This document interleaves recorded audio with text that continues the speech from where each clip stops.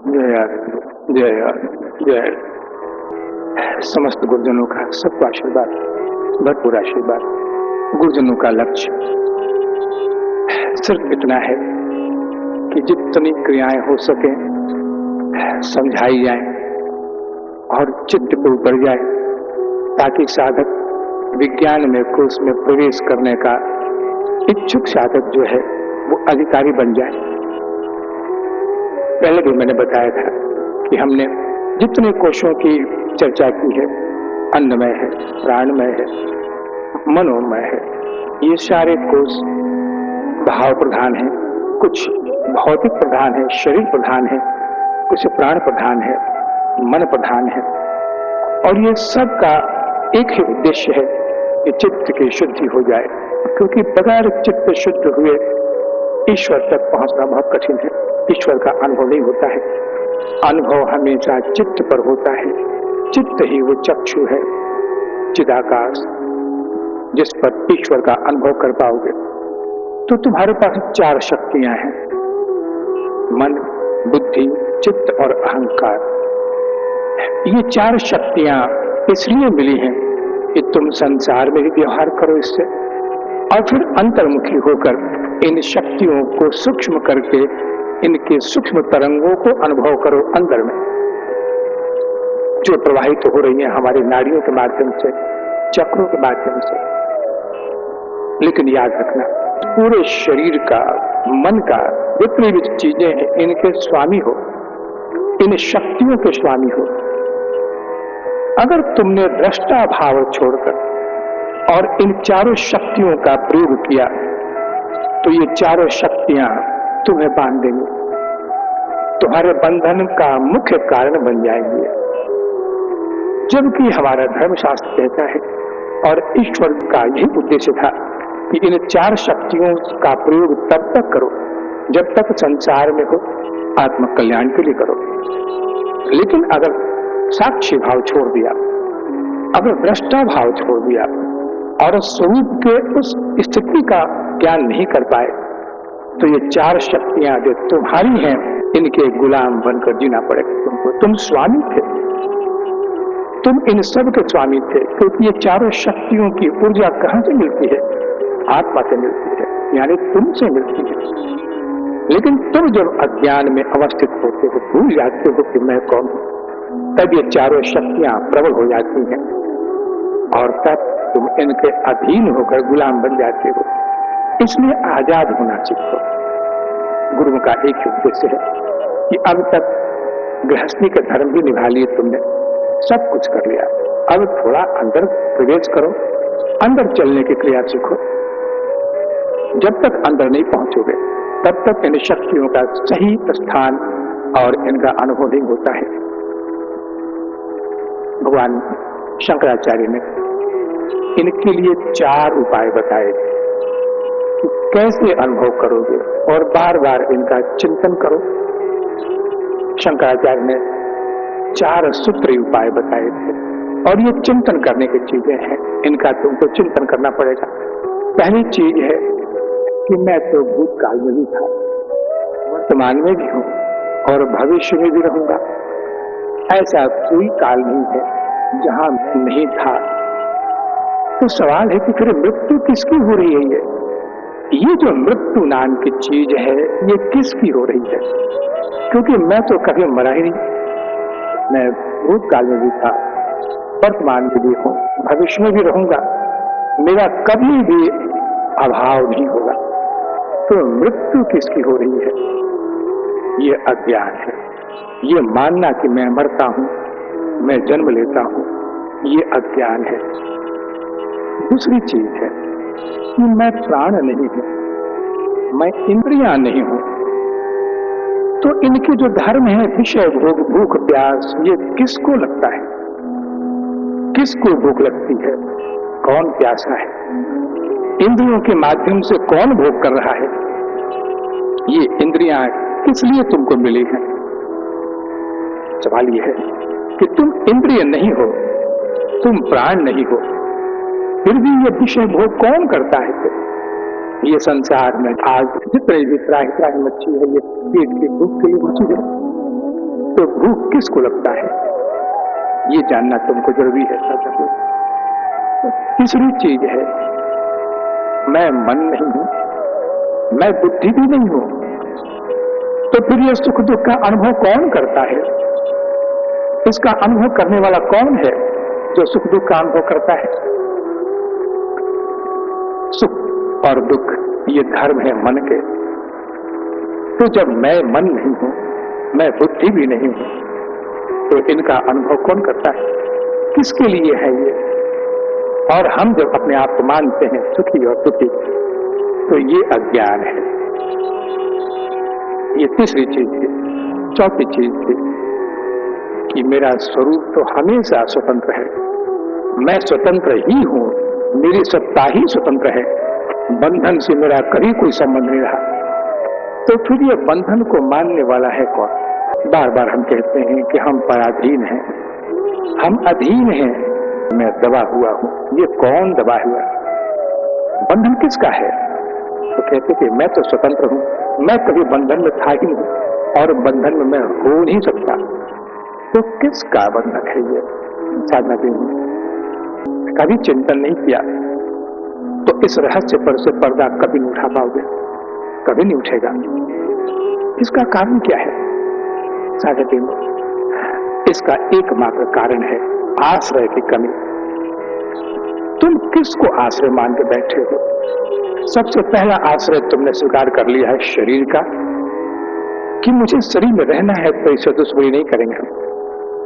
दूसरा है मन का और इंद्रियों का।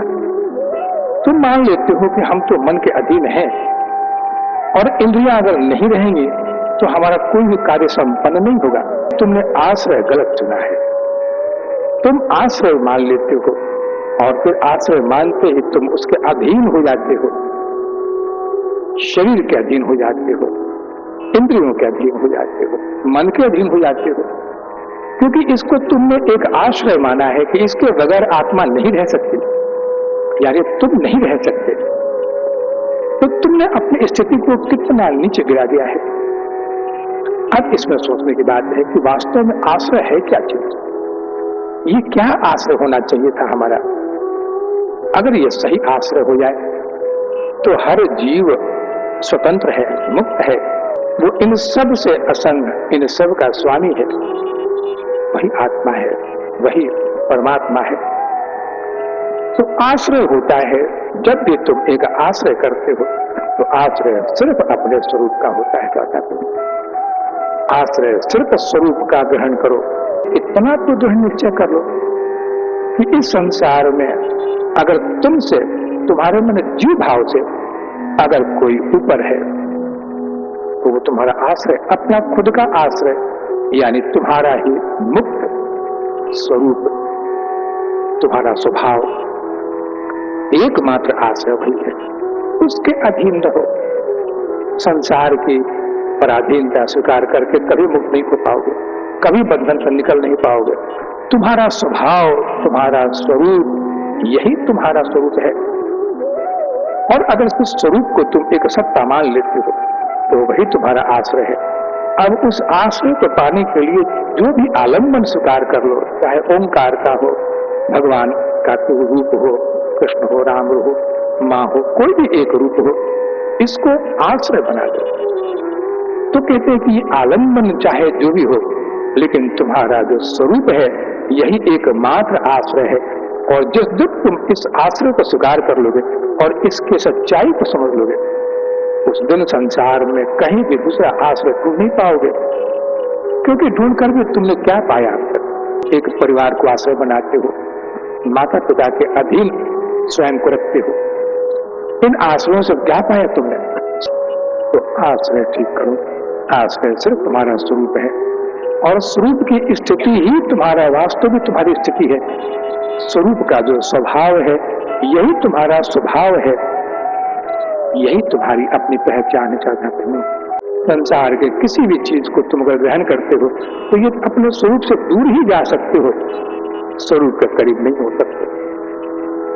इसलिए मैंने कहा कि स्वरूप को पहचानो। और जैसे बताया गया था कि हर पल ये शरीर एक मृत्यु की तरफ उसकी यात्रा बढ़ती जा रही है, हर पल बढ़ता है। अब जिनकी आयु 40 वर्ष की है, उनको इतना संतोष अवश्य कर लेना चाहिए कि जो कोशिकाएं मरेंगी वो पुनः निर्माण हो जाता है उनका। ये शरीर का धर्म है। 35-40 तक ही शरीर का उत्थान होता है, तो कोशिकाएं स्वतः ही अपने शरीर को, जैसे कहते हैं कि अगर कोई बीमारी है तो उसको स्वयं ठीक भी कर लेती है और फिर नई नई कोशिकाएं जन्म भी ले लेती है।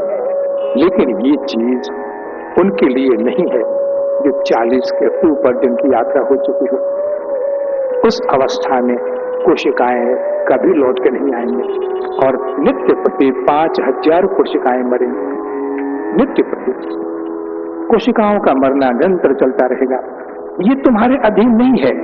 हाँ, अगर योगी हो, तुमने पंचभूतों पर विजय प्राप्त कर लिया है, पृथ्वी तट पर विजय प्राप्त हो चुका है तुम्हारा, जल तट पर अग्नि, वायु, आकाश, तो ये पंचभूतों से बना हुआ जो शरीर है ये कोशिकाओं से ही बना है। तो कोशिकाएं अपनी अवधि को लंबा कर देती हैं। बस तुम्हारे संतोष के लिए इतना ही काफी है कि कोशिकाएं अब जल्दी नहीं मरेंगी। लेकिन कोशिकाओं का एक अंतराल के बाद मरना ये प्राकृतिक नियम है, इसको कोई तोड़ नहीं सकता। तो कोशिकाएं हर दिन 24 घंटों में, हर दिन 5000 कोशिकाएं 40 वर्ष के बाद मरेंगे। ये प्रकृति के नियम के अधीन है। अब सवाल यह है कि जो कोशिकाएं आज मरने जा रही हैं, आज के दिन का ही हम ले लें कि प्रातः काल से अब तक 5000 की संख्या में कम से कम 3-3.5 कोशिकाएं तो मर चुकी हैं। तो जो मर चुकी हैं कोशिकाएं वो निकल गई हैं कभी नहीं लौटने वाली यात्रा पर। अब उनका लौट के आना कभी संभव नहीं है। जैसे कि नदी का पानी जब सामने से गुजर गया तो कभी लौट के नहीं आएगा, तो कोशिकाएं भी लौट के नहीं आएंगी। और जो क्षण यहां से निकला अभी तुम्हारे हाथ से, जो वर्तमान का था, वो निकलते ही भूतकाल बन चुका है, वो भी लौट के नहीं आएगा। तो हर पल कोशिकाएं निरंतर जा रही हैं और उनके साथ जा रहा है वो अमूल्य पल जो तुम्हारे शरीर के निर्माण में सहायक हो सकता है। अगर तुमने उन कोशिकाओं के साथ में, उन पल के साथ, उन क्षणों के साथ कोशिकाओं को कोई मंत्र दे दिया होता, भगवान का कोई चिंतन दे दिया होता, क्रियाएं दे दी होती, तो कोशिकाएं धन्य हो जाती। ये एक संदेश है, ये तुम्हारा अपनापन है। तुम कोशिकाओं का अभिनंदन करते हो, जाती हुई कोशिकाओं का, कि प्रभु तक मेरा संदेश पहुंचा देना, कि मैं उन्हें याद करता, बहुत याद करता। तो साथी, ये कोशिकाएं जो तुम्हारे शरीर से निकल के आज मृत्यु की तरफ बढ़ गई हैं, ये कोशिकाएं ही एक संदेह वाहक हैं। और फिर ये हर चीज को, अगर जैसी स्थिति अभी तुम्हारे वर्तमान में उनके निकलने के समय थी, यही स्थिति पुनः तुम्हारे अगले शरीर में बनेगी जब इन कोशिकाओं के जागरण का समय आएगा। तो क्यों नहीं ऐसा हम लोग अभ्यास करें कि हर कोशिका के साथ में कोई एक बहुत ही प्रिय चीज, भगवान का कोई प्रिय नाम है, मंत्र है तुम्हारा, या तुम्हारी क्रिया है, या और नहीं तो सद्विचार, अच्छे विचार जो तुम्हारे स्वभाव के अनुरूप हो, तुम्हारा जो मूल स्वभाव है इसके अनुरूप हो, ऐसी चीज अगर हम कोशिकाओं को देकर इनको विदा करें तो निश्चित जानना कि अगला जीवन धन्य हो जाएगा तुम्हारा, निश्चित। क्योंकि हर कोशिका से ये कोशिकाएं गिरते हुए मकान की ईंट के बराबर होती है। यही ईंटें जाकर नए मकान का निर्माण करती है। तो इन कोशिकाओं को जाने से नहीं रोक सकते। अगर तुम योगी हो तो बहुत फर्क पड़ेगा, तो 20-25 वर्ष अपनी आयु को बढ़ा सकते हो, कोशिकाओं को रोक सकते हो मरने से कुछ समय के लिए और इनको जिंदा देख सकते हो। लेकिन अमरता ये अच्छी चीज नहीं। इस संसार में अमर होकर रहना, मरता कौन है? मरता वो है जो जन्म लिया था। यानी शरीर मरेगा, इंद्रियां मरेंगी, तो तुम तो हमेशा अमर ही थे, अमर ही रहोगे। तो तुम्हारे मरने का तो सवाल ही पैदा नहीं होता।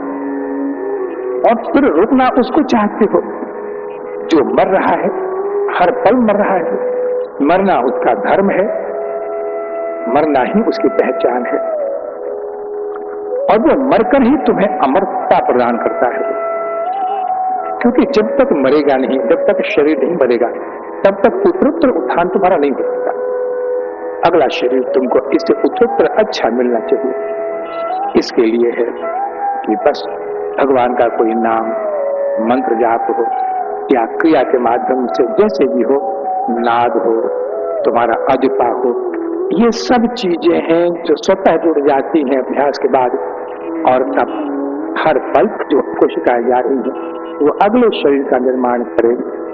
कहा गया है, श्वास श्वास से हरि भजो, बिन हर श्वास न जाए, ना जाने इस श्वास का आवन होए न होए। श्वास श्वास से हरि भजो, बिन हरि श्वास न खोए। कोई भी श्वास खोना नहीं बिना हरि भजन के। ना जाने इस श्वास का आवन होए न होए। पता नहीं अगला श्वास जो अभी छोड़ा हमने, ये पुनः लौट के आएगा कि नहीं। अगर उसी वक्त मृत्यु हो जाए तो कितना बड़ा नुकसान है। इसलिए भगवान ने कहा है कि इंतजार मत करो उस दिन का जब शरीर गिरेगा। हर पल लौट के 40 के बाद हर पल तुम्हारा जा रहा है, हर कोशिका जा रही है। जितनी ऊर्जा शरीर की है यह नित्य बढ़ती जा रही है। और इसका अभिवादन करके इनको विदा करो मंत्रों के साथ में, अपनी क्रियाओं के साथ में। तो क्रियाओं से तुम बढ़ते हो प्रातः और संध्या, और पुरुष के लिए तो रोज समय निकालना भी मुश्किल होता है। तो क्यों नहीं अभ्यास कर लेते हो? तो संयम और अभ्यास, ये दो चीजें भगवान ने कही है गीता में, कि अगर तुम्हारा संकल्प दृढ़ है तो अभ्यास से कौन, वैराग्य न गृह्यते। ये दो चीजें ही हैं, अभ्यास और वैराग्य। इसके बगैर तुम्हारा कोई भी मंत्र अजपा नहीं बन सकता। कुछ भी होगा, नाद भी तुम्हारा कायम नहीं हो सकता। तुम इस जन्म में अगर सुंदर हो तो अगला जन्म भी इससे भी सुंदर बने। इस जन्म में अगर तुम सुख के सागर में निवास करते हो तो अगला जीवन और भी सुंदर सुखी बने, उत्तरोत्तर विकास हो। और तुम योग मार्ग में हो तो जो आनंद की स्फूर्णा इस जन्म में हो रही है वो उत्तरोत्तर बढ़े और बढ़े। और आनंद की पराकाष्ठा एक तुम्हारा स्वभाव है, तुम्हारा स्वरूप है। तो इसलिए साधना में बस अगर इतना दृढ़ निश्चय हो जाए कि कोशिकाओं को खाली हाथ नहीं जाने देंगे। अब कोशिकाएं, अगर तुम दिन में अपना कारोबार में लगे हो, दफ्तर में हो, काम करते हो, तो चिंतन जब भी वक्त मिले उस वक्त का प्रयोग कर लो चिंतन के लिए। काम करते रहो, लेकिन ये स्मरण जो है अंदर का, ये निरंतर चलता रहे। इसको ऐसे अभ्यास के रूप में मान लो कि जैसे कि तुमने ईयरफोन लगा लिया है, बड़ा वॉकमैन है, ईयरफोन अपना धुन चलता रहता है कान में और तुम काम करते रहते हो। यही जो चीज है जो अंदर में गूंजती है, यही बिना ईयरफोन के अगर चलना शुरू हो जाए तो तुम स्वतंत्र हो, हर काम करो, जिस अवस्था में हो काम करते हो, हर काम करते हो तो उसी अजपा के साथ जुड़े हो, उसी नाद के साथ जुड़े हो। और तब इतना निश्चित जानना कि अगला जन्म बहुत ही आनंददायक होगा। और अगला जन्म आनंददायक मन क्या होता है कि अब जो चीजें सिद्ध होंगी तुम्हारी तो बस बहुत होगा तो अगला जन्म। इसके बाद फिर सारे बंधन, सारी चीजें, सारे इंद्रियों से जो 4 चीजें बताई हैं मैंने कि तुम तो हमेशा थे, हमेशा से हो, हमेशा रहोगे। लेकिन अभी अगर मैं ये कहूं कि तुम्हारा जो वास्तविक स्वरूप है इसकी पहचान तुम्हें न भूतकाल में थी, न वर्तमान में है, न भविष्य में है, रहेगी।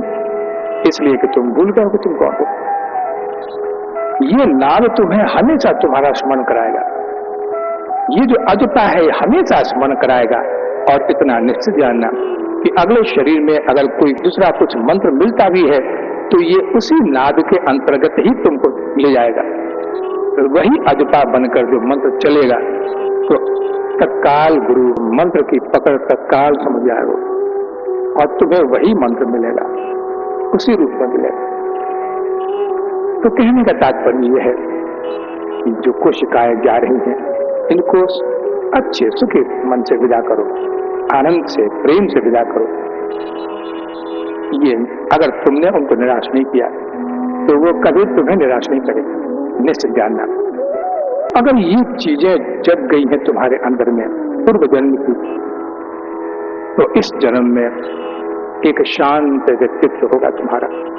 सब करोगे, नौकरी चाकरी करो, दुकान पर बैठो, व्यापार करो, जो इच्छा है करो, लेकिन तुम हमेशा खोए खोए से रहोगे और एक प्यार की तड़प जगेगी, एक आनंद की प्यास बनी रहेगी। और तब ऐसा लगता है कि कोई हमें बहुत प्यार करने वाला होगा जरूर, कोई एक ऐसा व्यक्तित्व है जो हमें बहुत प्यार कर रहा है, हम उसे देख नहीं पा रहे, क्योंकि ये जो प्यार की भूख होती है क्या कहते हैं हर जीव के अंदर में होती है, दिखे या ना दिखे। तो ये उत्तरोत्तर बढ़ने वाली ये जो एक प्यास है ये तड़पाएगी तुमको, ये मधुर कसक होती है अंदर की। और फिर एक दिन धीरे धीरे वैसे ही प्रगति होगी, वैसे ही तुम्हारे मंत्र आने शुरू हो जाएंगे। पहले तुम बिना गुरु के ही मंत्र का प्रयोग करोगे, वो भी ऐसे आगे बढ़ेगा।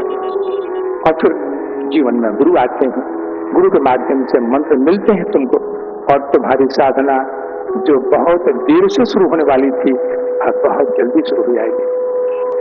तो तुम्हारा शरीर ये सूक्ष्मता की तरफ बढ़ता चला जाएगा, भूख प्यास कम हो जाएगी, और फिर सारी इंद्रियां भी अति सूक्ष्म हो जाएंगी। तो शरीर सूक्ष्म हो जाएगा, मन सूक्ष्म हो जाएगा, इंद्रियां सूक्ष्म हो जाएंगे, तुम्हारा अंतःकरण अति सूक्ष्म हो जाएगा। और ये सूक्ष्म तरंगें जो बढ़ती है तो चित्त डूबना शुरू कर देगा है उसके आनंद में, उसके प्रेम में। और इसका अनुभव अब तुम लोग चूंकि इस दृष्टि से अनुभव करना चाहते हो उसमें संभव नहीं है। सिर्फ इतना ही जान लो कि ये अनुभव हर व्यक्ति जीवन में एक बार करता है। अगर कोई बच्ची है या कोई लड़का है जो विवाह के सूत्र में बंधकर पहली बार मिलते हैं, उन्होंने कभी प्रेम का अनुभव नहीं किया था इसके पहले।